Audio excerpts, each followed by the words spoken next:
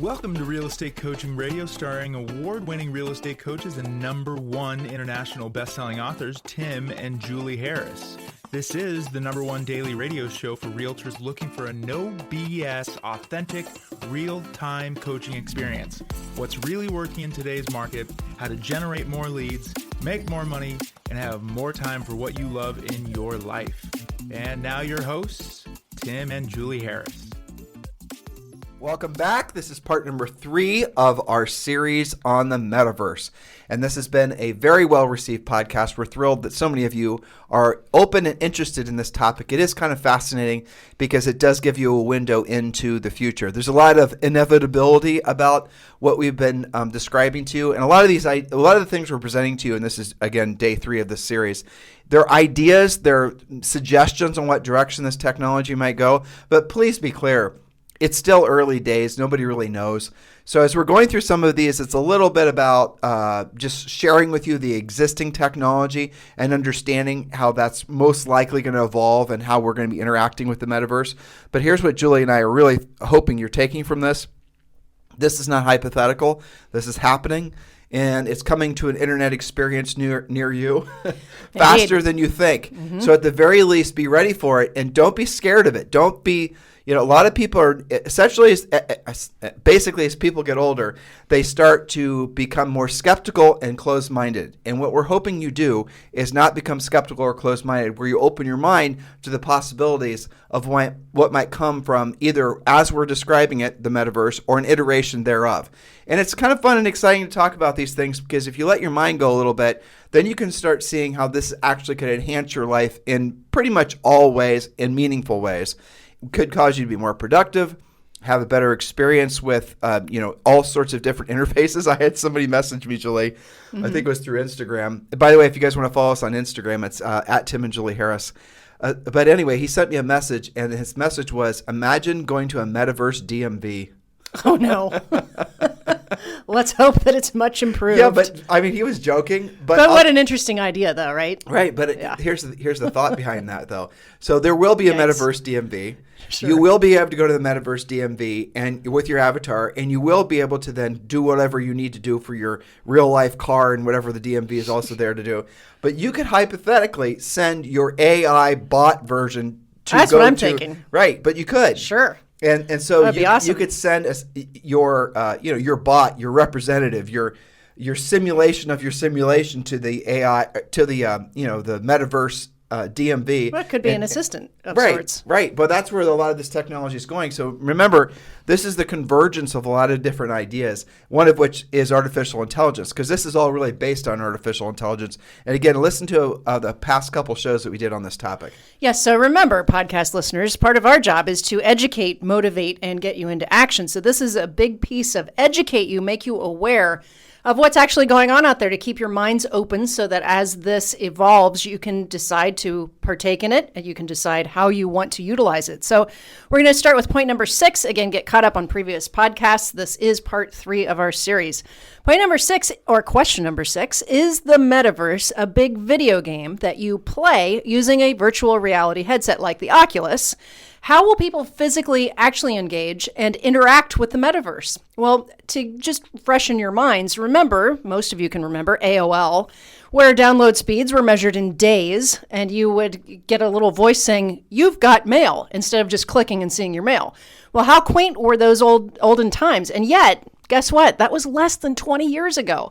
The metaverse could be the most significant change to humanity since humans created the wheel. Now, why was that little bit in there about AOL? Because it was roughly 20 years ago. It was more like 25 years ago, right? Sure. But here's the takeaway. That seems like the Stone Age, because it was for the internet. Totally. And look how fast we've evolved. So look how fast all forms of technology on the internet. Well, so that's taken 20 to 25 years. What we're going to be experiencing with the metaverse is not going to take that long. It's going to take maybe 36 to 60 months, maybe even less. So all these hypotheticals that Julie and I have been presenting to you, some of these are going to be the winners, and some of these ideas are going to mature into what will be your new online experience. And even online, by the way, isn't that a quaint term? I'm online, Yes. Exactly. I know. I was just thinking about if today's generation had to deal with anything that we did in those days, they'd just think the internet was broken. Well, you didn't use the internet for anything useful, truthfully. That's It's just, true. You'd go there and go to, just miscellaneous social exchanges. It was almost forums. a curiosity back then. Well, we talked about this a couple Yeah. of days ago. It was kind of funny to think about. But I do remember when Amazon came online, and it was this, nerdy picture of Jeff Bezos, who was sitting there in his little office with a big, roll-out banner sign that said Amazon. And people were like, why the hell would I want to buy books online? I mean, is it really that? Who does that? Right. But obviously he was right. And now I think he's the second richest person in the world, or the richest person in the world. I know his ex-wife, Mackenzie, is the richest woman in the world. That seems to have worked out then. It did, I would say. Yeah, so get ready. Again, back to our question of how are you going to play, if you will, in the metaverse? How are you going to interact? Well, within the next 24 months or less, there will be at least one company selling full-body haptic suits. A haptic is when you get that little touch feedback like your iPhone does or something like that. A little bit of feedback. Most of your cars are doing that now. So there are competing technologies as well. Force feedback versus haptic. This is evolving. So these look really similar to a wetsuit that a diver or a surfer would wear, so you can visualize that. And the company leading the pack with this kind of emerging technology is called the TeslaSuit. That's not related to Tesla cars. But combining the TeslaSuit with next generation virtual reality or VR headgear will create the experience that's maybe 90% similar to real life. For example, you'll feel when someone touches you, you will feel the wind blowing. The virtual reality headgear and full-body haptic suits will be so immersive that many people over time will actually prefer to be in the metaverse over their real lives. This is when science fiction meets reality. And lest you think that this isn't really that good, I remember we tried to have Zoe, our 8-year-old, use the Oculus, right? We thought that would be a good present for her.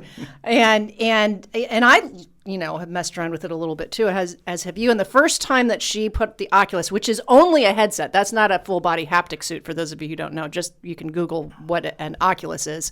It's basically a headgear that, connects to your eyes and ears. And a shark was coming and she freaked out. She was snorkeling. She was snorkeling, which was really cool for a while. And it was so funny to watch her snorkel because she was moving around like she was in the water. It was awesome. And she was like moving seaweed out of the way with her hands. And yeah, your point. It was only the headgear. And then out of nowhere comes the shark out of the corner of her eye. And she screamed. It was real. It was about as real as it could get for her. But your point, though, the sim that she was experiencing, or the experience that she was having, was real video. It wasn't a simulation. It wasn't a cartoon. It was something that was videotaped by real divers, and the whole thing was an experience. But she could direct which way she was going to go. Which is very cool. This little last paragraph that you read, this is so important because the TeslaSuit, for example, or whatever evolves from it, and again, not related to Elon Musk companies, but the TeslaSuit is the first of many, many, many, many different wearables, if you want to call it that. They're going to come out. They're going to allow us to, I would call it integrate, hopefully not like, the Matrix, into what will be the metaverse.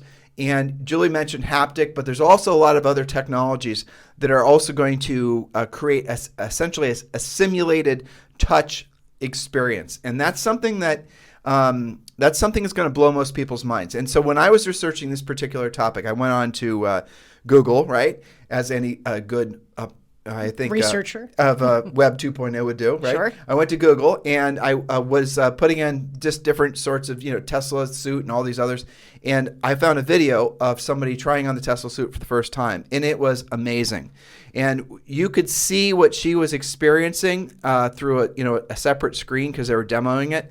But she put her hand in front of a fan, and she could feel, and then they increased the speed of the fan so she could actually feel the strength of the wind increase or decrease, and all these different things. Now here's the other thing that's really fascinating. You can, with one of these Tesla suits, be standing in your office right now or wherever you are, and you could have one of these things on, and you could be walking up the Empire State Building or walking up the Eiffel Tower and experiencing, your legs would experience the resistance of actually doing the physical exercise. You could feel the wind blowing in, as you're climbing up. So you will get the same... the feedback, really. The feedback. But I guess I'm trying to really impress upon people is that you will get exercise from wearing these suits as if you were actually doing the exercise in real life. That's pretty cool. And that is pretty cool. And so the same thing goes, again, scale this out. Think about it, all the different experiences and all the different things you could get done during the course of a day if you could just easily go from one place in the metaverse to another. In real life, right now, if you're not playing video games and whatnot, you will want to consider eXp Realty, because eXp Realty really does have their own metaverse. It's called eXp World. eXp bought a company called Verbella, and Verbella is a metaverse. And so, again, go to YouTube and watch some of the videos of how it works. But the international company eXp Realty that's licensed in 21 different countries now, you are essentially part of an international, metaverse world where you can have direct interaction with agents all over the world, and not just from Facebook or from one of these other sources, but you can go there with your avatar and have direct communications. Now, if you've not experienced it, and I remember the first time Julie and I experienced it was 3 years ago, and this was not using any sort of haptic or VR experience.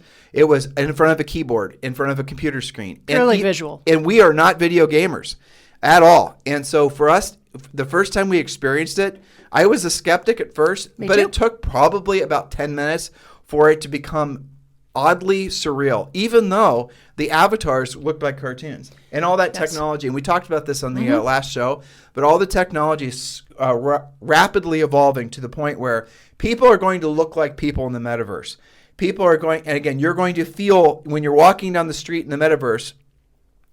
I'll just reference what I saw on YouTube. Somebody else was demoing the software, the technology that's going to be available soon for the metaverse, where it was created by video game companies, where you're going to walk down and you're not going to be able to discern the difference. And you got to watch these videos because it's totally and completely freaky, because you're going to swear it's real. It's not. It's all a simulation. It's done by a computer.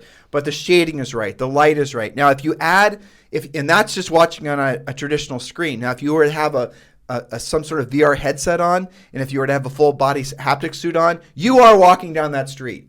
Every part of you is going to tell you you're walking down that street. Now, I want to talk a little bit about the VR headsets too. I don't think we wrote about this in our notes. The best VR headsets that are being developed were originally developed for the military to teach people how to fly jets. And you can see, again, some of these, how advanced the VR headsets are. Julie referenced the Oculus thing, which is basically like fancy goggles.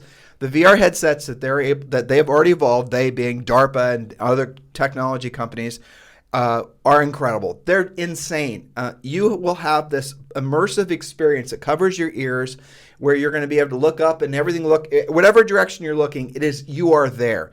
And your brain very quickly will, so my right eye is legally blind. My left eye is 20/20. When my right eye is basically along for the ride, my left eye does all the work.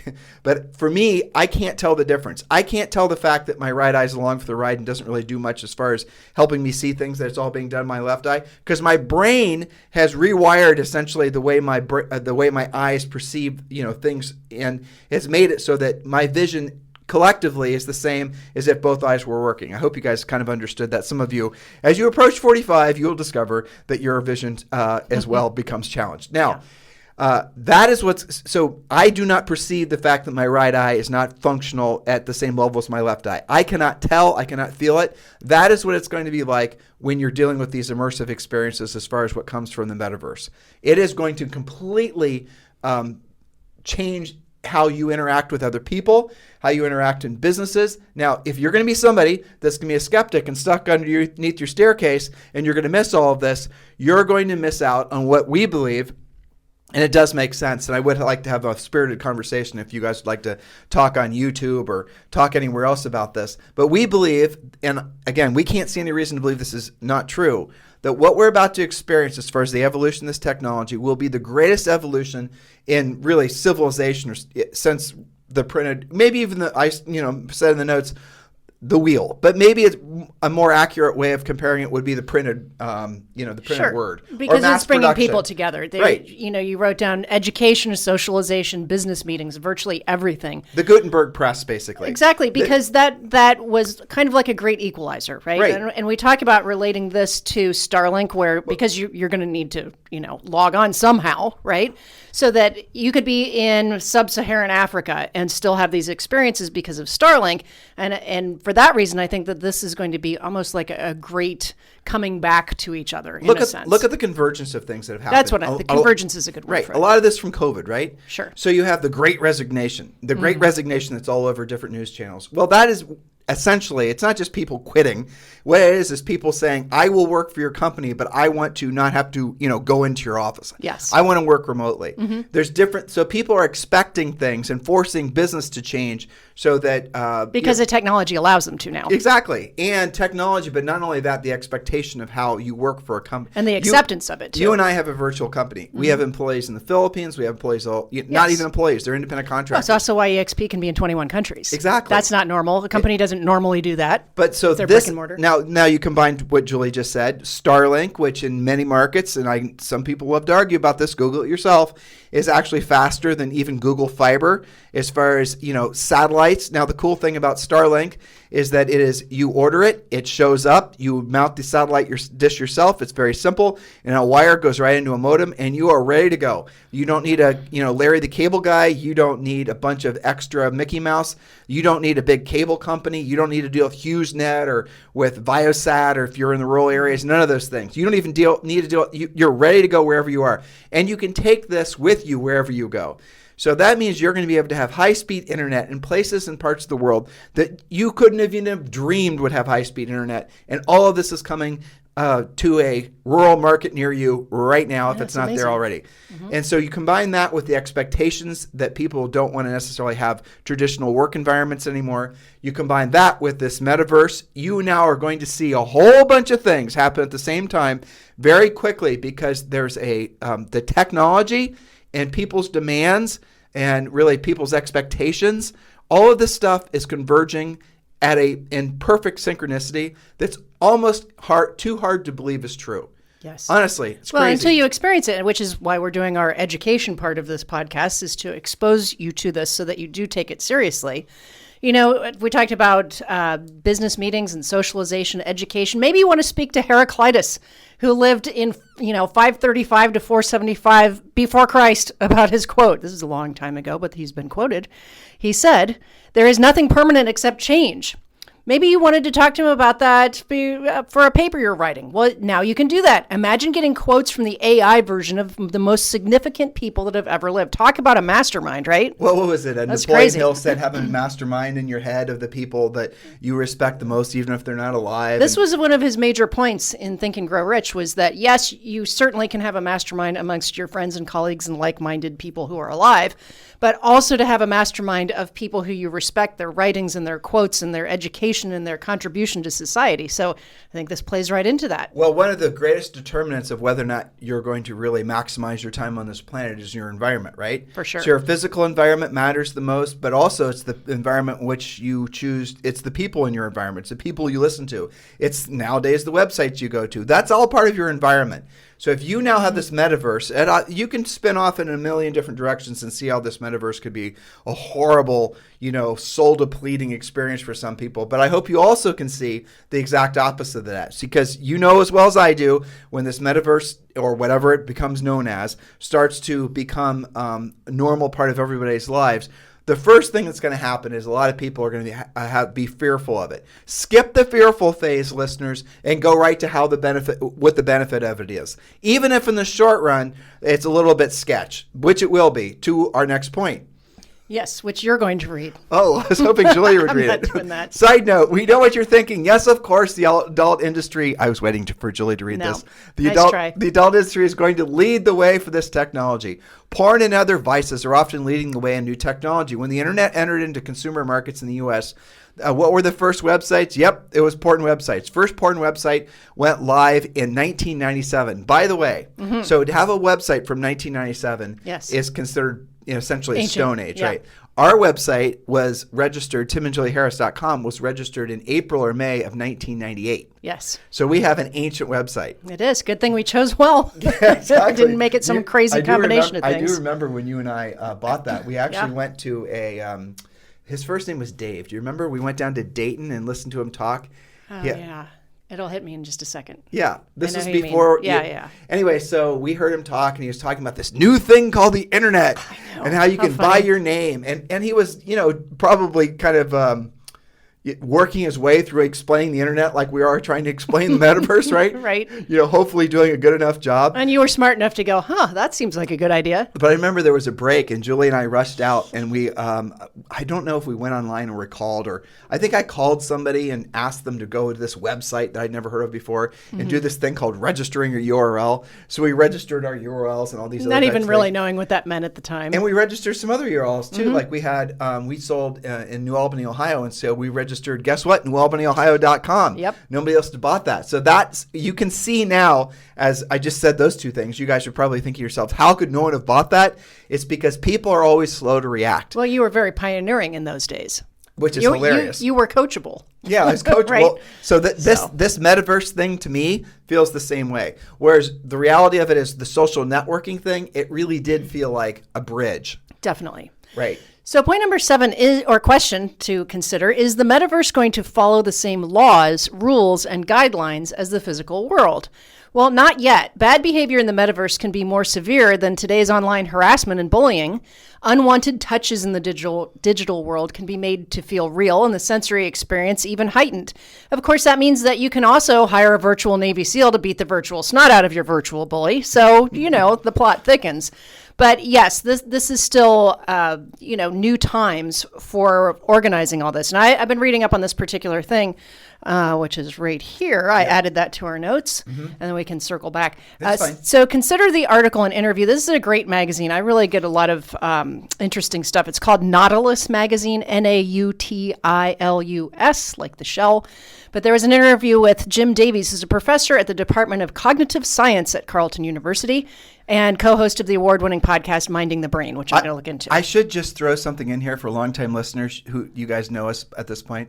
So my point, which I was really proud of, was talking about the porn industry adopting the metaverse. And you can totally see that this Brainiac thing that Julie's reading to you guys now is a Julie point. You see that you guys can tell who wrote that particular day's outline. In case you weren't paying attention. Okay, and don't worry, this isn't too long. But this is from it's long, listeners. The award-winning podcast, Minding the Brain. Well, the article and interview is talking about artificial intelligence being enabled as a sort of moral police in the metaverse. Remember, our question was, what about, bullying and things like that? So here's a quote. Researchers like Zhang, which was mentioned in the article, should advance ethical AI as far as possible while keeping a crucial fact in mind, that many have considered the world to have made moral progress over the centuries and even over the past few decades. This poses a fundamental challenge for machine learning, AI, because it requires so much data that we often have no choice but to use that's old enough as humans to be considered historical, embedded in it, and the morals of different times. So when it comes to AI ethics systems we might eventually deploy, it could be necessary to use more top-down prescriptive ethics. Well, let me interject. So what she is saying is really important. There are the rules and the laws of real world don't necessarily translate, if you want to say officially or legally, to the metaverse. And there is, and you guys know this, people get harassed all the time in these video games where there's multiple players and all that. Who knows what happens? Again, Julie and I aren't gamers. But I do know that Zoe's 8 and she's allowed virtually no interaction with online games. But when she is, we do watch her. And when she's playing with her friends, we have seen on occasion where it'll be her and 3 or 4 of our other little buddies playing whatever they're playing. And then we'll see, Julie and I will notice another person pop into their little game who wasn't invited, who they don't know who it is. Yeah. Now, that's most likely, if we're being honest, just another kid, probably. But it also could be some moron predator that's just, essentially trying to, who knows what. And how would AI know that, right? Exactly. And so, but really where this is fascinating, and it is fascinating, is do real estate laws translate? Exactly. It will essentially codes of conduct translate. That? Well, let me finish this last paragraph. Researchers could program a utility maximizing AI that calculates the greatest good for the greatest number, or an AI that tracks the duties and rights people have to respect regardless of the consequences. Or what would be best is that AI models have a virtuous person, what would that type of person do in a situation? You can see how there's different models for this. Maybe the best ethical AI would be able to decide which of those moral frameworks or others to use when. The result would be a genuine oracle, a myth come true. Remember, the oracle was a simulation in the Matrix. So here's the reality of how all this will work out, because you're saying at AI models that has, essentially modeling the characteristics of a virtuous person, isn't that in itself going to be up to debate what the whole You'd virtuous have to program person is? that. Program so that what will most likely happen, in my humble opinion, is that, and it makes sense, this is how markets work, right? Is there'll be many competing metaverses, and then there'll be metaverses that have a defined characteristic or sets of characteristics. Sure. Just like right now, if you look at the demographics for the social sites, I mean, Facebook, generally speaking, doesn't attract a lot of young users. Right. Young users are using TikTok and they're using, Instagram, but really TikTok mostly. So I would imagine that you will see that metaverses will evolve in the same way, to the point where maybe part of the same metaverse, let's call it ABC metaverse, there will be areas within the metaverse that are maybe more exclusive, or where people have agreed to conduct themselves following these particular rules or guidelines. Culturally, these things will evolve because we do have existing cultural norms to benchmark Models. against. That's right. But there's so many parallels. When I was looking at that article, I was thinking, well, isn't that interesting that you see things like Facebook and Instagram sorting out their rules still, right? What's allowable and what's not. And I was thinking about even when our country got settled, right? So the East Coast had their, British influenced laws. And then you could go to the Wild West where you could pretty much get away with anything. That's what I'm describing. See what I'm saying? Yeah. And so for now, this is a bit of the Wild West. And maybe with multiple metaverses, maybe one is a little bit less regulated. And then this one over here has a lot of different ethics in place.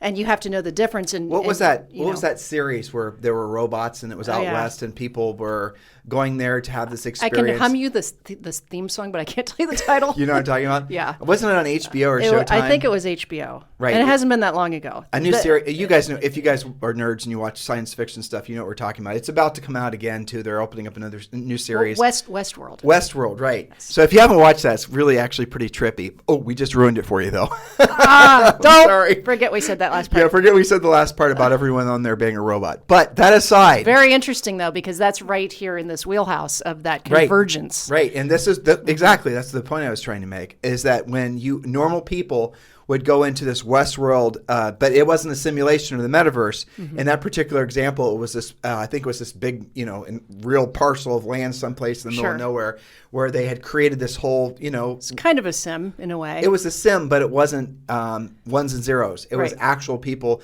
interacting with robots, but their true behaviors and their characteristics would come out. Yeah. So a mild-mannered, say, classical musician type like yourself would all of a sudden become some sort of big badass, gunslinger. I could have a different. I could have an avatar, if you will. Right. Right. Well, but that's kind of where you can kind of play around with this stuff. And generally speaking, that's where the biggest bolts of money and evolution will come from, is through different entertainment, because more people are going to be willing to pay for that. Sure. But on the backs of that, you're going to see essentially interactions that are going to start being more business-like. It is very exciting. Yeah, and that show actually did examine some of the ethics and things of having something like that in existence, where you're crossing over real world and how much is simulation, and because you're, in this quasi-program, is it okay to do those things because you're not really doing it in real life? Spoiler alert, the robots got sick of being abused. Spoiler alert. Exactly. Didn't work out. Yeah, but this is something I'm reading about too that we haven't, I don't think I've added my notes on this yet, is that as these things evolve, there's going to be like simulation 1.0, 2.0, and 3.0, right? So they were explaining how the Matrix is a combination, right? So there were real people, and then there were characters who were 100% sim, right? And so that's sort of a hybrid versus having completely simulation where everybody and everything is a sim, and what the differences of all those things are. So it's definitely an evolution. It is. And this, again, crazy science fiction stuff, but it's crazy science fiction stuff that is coming to a computer near you sooner than you might want. So or watch expect, out. But have your mind open to it. So we're going to get to part 4 tomorrow. And tomorrow, we're going to actually relate it and drill down on how it relates to real estate, and how agents can make money from the metaverse, how agents can become realtors, or I dare I say, estate agents or real estate agents within the metaverse. Well, I just brought up something else That's right. without knowing it. Will the realtor brand or will realtor, the association, will they all of a sudden start governing the rules inside these metaverses, or at least I don't know. If I were part of the whole bureaucracy of National Association of Realtors, I'd be on top of that, wouldn't I you? would be definitely putting together a panel of experts to create some guidelines on how one conducts themselves as a real estate professional inside the metaverse, and I would not be screwing around. Or at least build an NAR building in one of these metaverses. Or all of them. Yeah, exactly. But explore this stuff, guys. Have an open mind to it. There's something that happens from thinking about stuff that, A, makes you a little uncomfortable, as hopefully we're not too much sounding uncomfortable in this podcast, but we are because we're talking about crazy things. But that makes you a little bit uncomfortable, that causes you to think outside of your normal, the influence you allow into your world. And when you start allowing your brain to have these little creative ventures and working towards maybe these thoughts you've never had before, the benefit to that is your normal world actually becomes a lot more illuminated as far as the different opportunities that are available to you. So maybe you've been stuck looking for motivation, or maybe you've been stuck looking for, I can't just, talk myself into actually getting my pre-listing pack done. But now, because this excites you, something inside your brain is stimulated to all of a sudden, get things done now because you're excited about these things, or at least it's tickled something within you that you maybe have forgotten that was there. Did I explain that sufficiently? Absolutely. I mean, these interesting. conversations are fun, and we really appreciate the fact that you guys are accepting of them. And we are going to get to our metaverse and how you can actually make money from it tomorrow. In the meantime, remember, guys, if you want to be part of Julie and I's real estate group at eXp Realty, we are formally applying for the job of being your sponsors at eXp Realty. And to do so, it's really quite simple. If you're ready to join and you're looking for a sponsor, you've not already chosen one, please feel free to text me directly. And this is my real cell phone number. And I will tell you, do not call. I will not answer. I know a lot of you call. You're just seeing if it's my real cell phone. It is. Just send me a text if you're ready to join eXp Realty and you're looking for a sponsor, someone that's going to shepherd you along the way at eXp and make sure you get the most out of that experience in all the most important ways.